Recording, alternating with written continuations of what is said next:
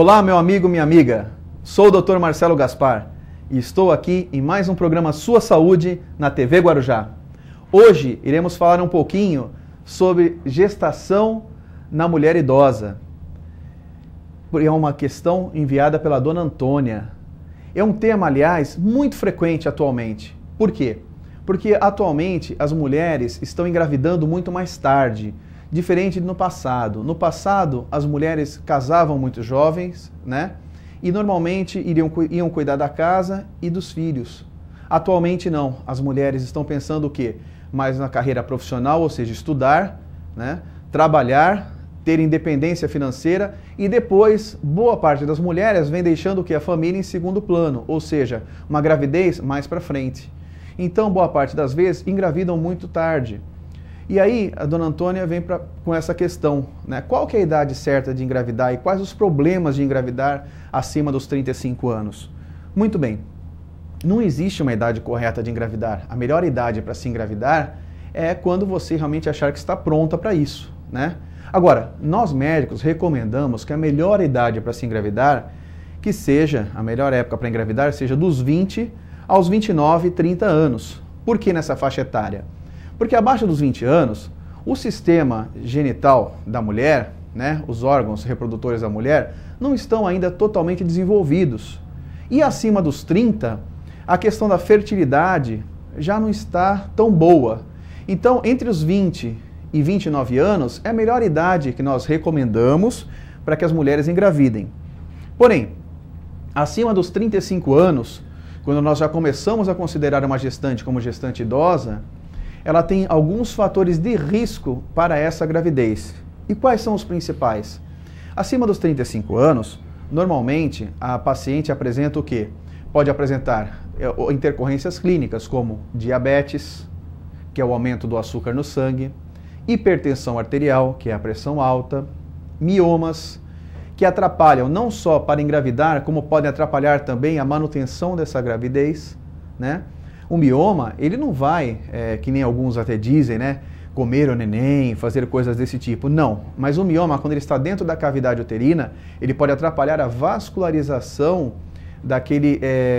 do nenenzinho quando ele se implanta. E sendo assim, quando ele atrapalha essa vascularização, o que vai acontecer?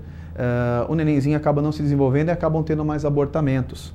Além do que, acima dos 35 anos de idade, a mulher costuma ter uma maior chance de quê?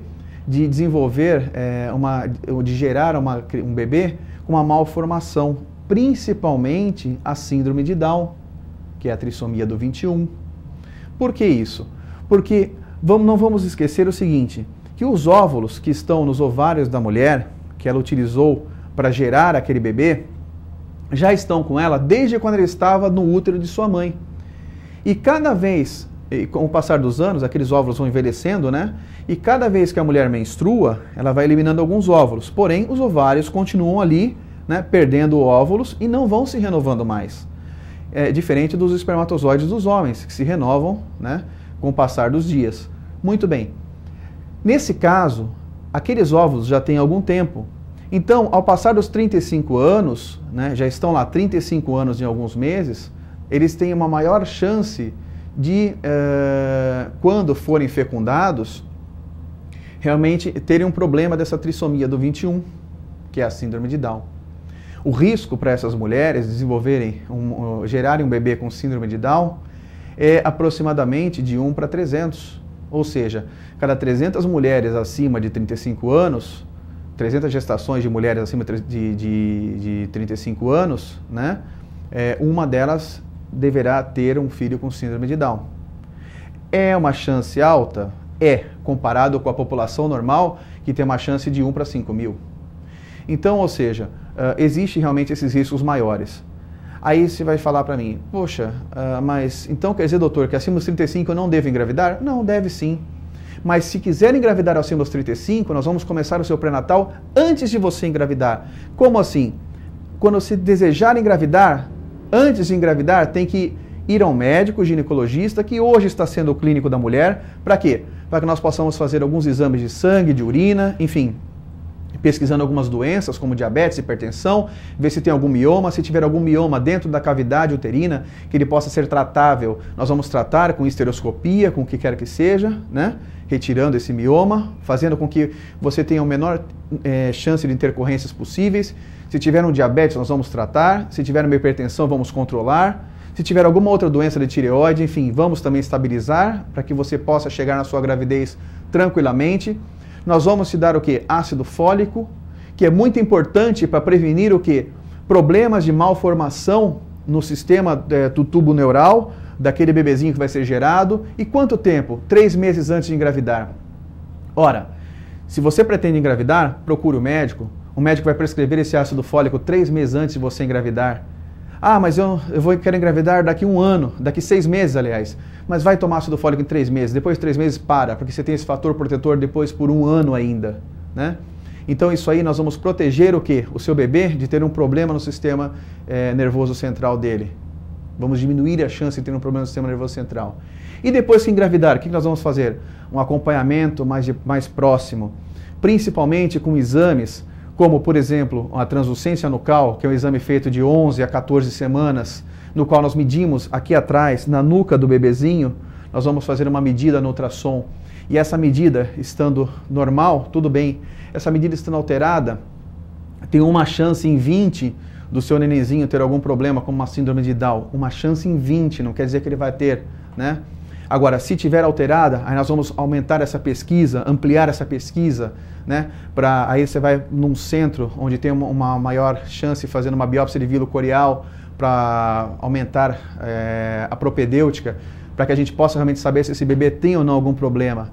Agora você vai falar para mim, qual a importância de saber se tem ou não algum problema? Porque o problema às vezes pode não ser um problema genético, e sim só um problema cardíaco, se for. Se for um probleminha cardíaco do bebê, eu tenho chance de fazer com que esse bebê nasça num centro próprio, especializado, para que quando ao nascimento ele já possa ser operado e sair muito bem, ou seja, nascer e ter grande possibilidade de nascer e ser submetido a uma cirurgia que ele vai ter uma vida normal. Ou seja, não é nenhum bicho de 7 cabeças. A gestante idosa, ela pode, desde que bem acompanhada, ter uma gravidez tranquila. E um parto também nas mesmas condições de uma gestante mais nova. Normalmente o índice de cesárea é um pouco maior por ansiedade da mãe ou ansiedade do médico. Porém, a gestante idosa, estatisticamente, ela pode ter sim parto normal na mesma proporção da gestante mais jovem, desde que ela não esteja tão ansiosa. O que eu tinha para falar aqui hoje, dona Antônia, sobre a questão da sua pergunta, sobre gestação idosa e mulher idosa, era isso, né? Gostaria que mandasse as perguntas aqui para a TV Guarujá ou para o nosso e-mail, drmarcelogaspar@gmail.com, ou para a nossa clínica, né, na CRM, telefone 33845223 ou 33842913.